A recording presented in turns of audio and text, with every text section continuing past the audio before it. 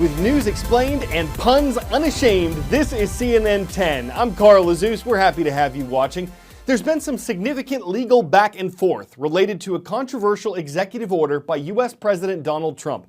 Last Monday, we told you about the order. It aims to tighten U.S. borders and temporarily keep certain immigrants and refugees from entering America.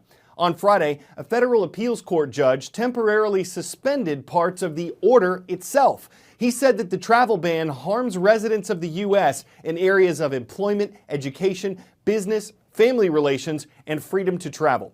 What this means? President Trump's order is on hold, and many of the refugees and immigrants who would have been kept out of the U.S. under the order are being allowed in again.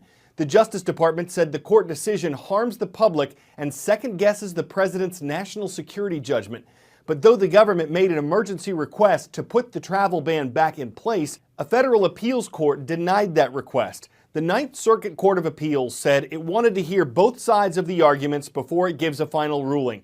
The appeals court isn't ruling on whether the order is constitutional. It only decides whether the order will stay suspended.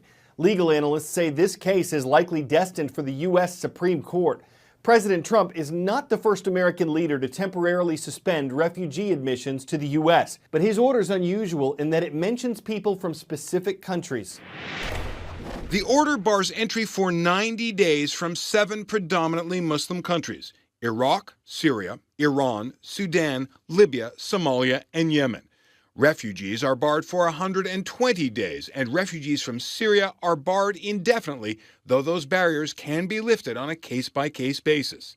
Is that a Muslim ban? All 7 countries are majority Muslim nations, but there are many more Muslims in Indonesia alone, for example, than in all 7 countries Trump has singled out. There are more than 40 other Muslim nations not covered by the ban, as it now stands. The vast majority of the world's Muslims are unaffected.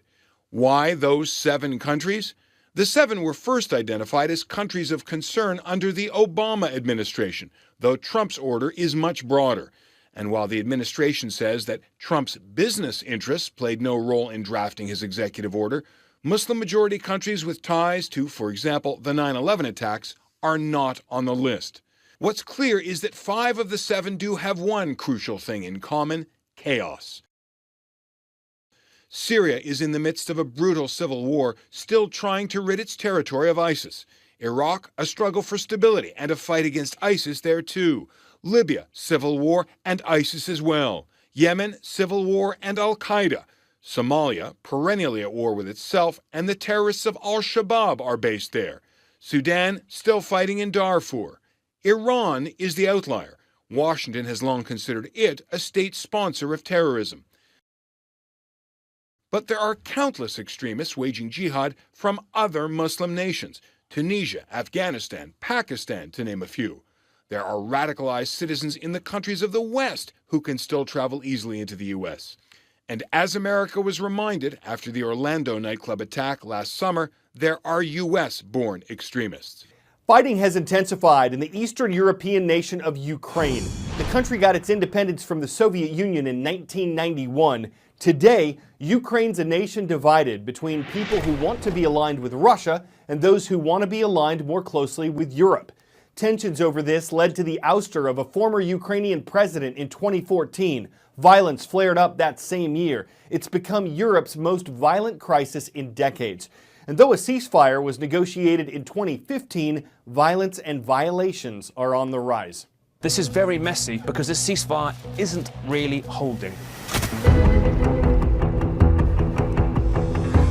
To Russia, Ukraine is its vital near abroad. You couldn't get more geopolitically, industrially important to Moscow. But Ukraine itself has been vacillating between getting closer to the EU, to the West, and retaining its longer-term links to Russia. That started back in uprisings, revolutions in 2004. And in 2014, they kicked out a pro-Russian leader, and the Russians responded by sending a covert force and annexing the peninsula of Crimea. They then sent slightly more covert operations into the eastern city of Donetsk, where government buildings were taken over, and then militia, a lot of whom had some pretty serious Russian military support, started taking territory.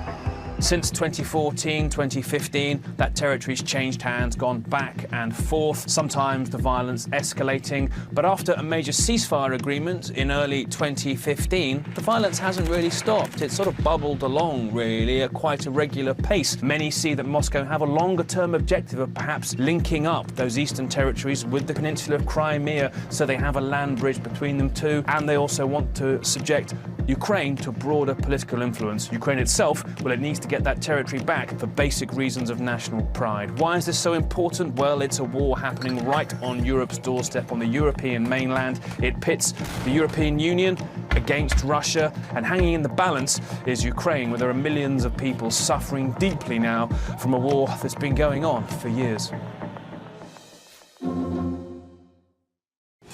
10-second trivia. Where would you find the island nation of Mauritius? The Pacific Ocean, the Atlantic Ocean, the Indian Ocean, or the Mediterranean Sea?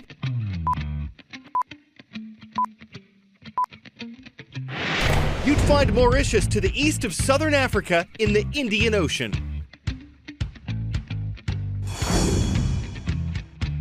The total area of Mauritius is less than 800 square miles. But a research team from a South African university says the island is actually sitting over a lost continent. They're calling it Mauritia. They believe it's actually a chunk of a larger continent that was left behind by an ancient land breakup. Researchers say Mauritia was covered by volcanoes and is now invisible. How did they get that? Scientists examined a mineral found in volcanic rock on Mauritius. They say the mineral's billions of years older than the island's thought to be, and that it must have come from an ancient continent. Not all scientists agree with the findings. One who didn't participate in the study says it might have detected a missing continent, or it could have just identified tiny amounts of minerals on Mauritius. From earth science to medical science, flu season is hitting its peak in the U.S. People can catch the flu at any time of year, but the Centers for Disease Control says America's epidemic of seasonal flu typically starts in the fall and can go until May. The virus is now spreading rapidly in 40 states, and health officials say it's more widespread in states this year.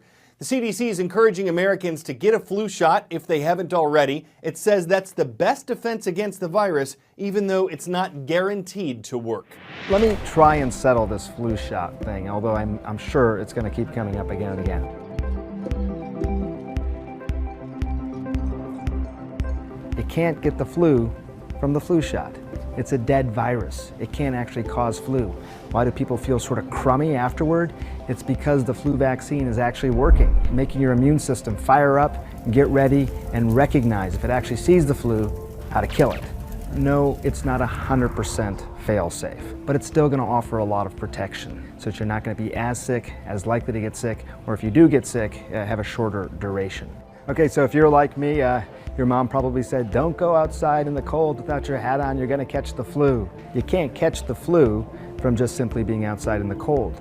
But it does raise the question, why are there so many more flu cases in the winter months? You're likely to stay indoors more. So if one person is sick, more people are likely to get sick. The sun is lower in the sky, and as a result, you have less vitamin D actually being produced in your body. Your immune system starts to get suppressed a little bit. You're more likely to get sick with the flu. The winter months tend to be lower humidity. Viruses like the flu virus, they like lower humidity. They're likely to live longer. So your mom may have been right.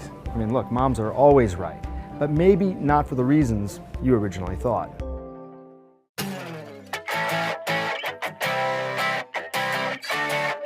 We wrap with a report on the running of the British royals. From left to right, we present you Kate Middleton, Duchess of Cambridge, then her husband, Prince William, and his brother, Prince Harry.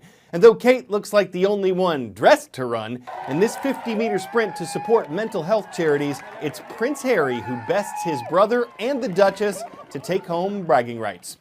Was it the shoes? We don't know whether their footwear harkened Reebok to something classic, if Dr. Martin prescribed something special, or if they had something George cleverly up their sock. Maybe they went the athletic route with UK gear, though surely they favor British knights. Those shoes have soul. If these puns weren't exactly what you had in mind, we'll have something else afoot tomorrow on CNN 10. I'm Carl Azuz.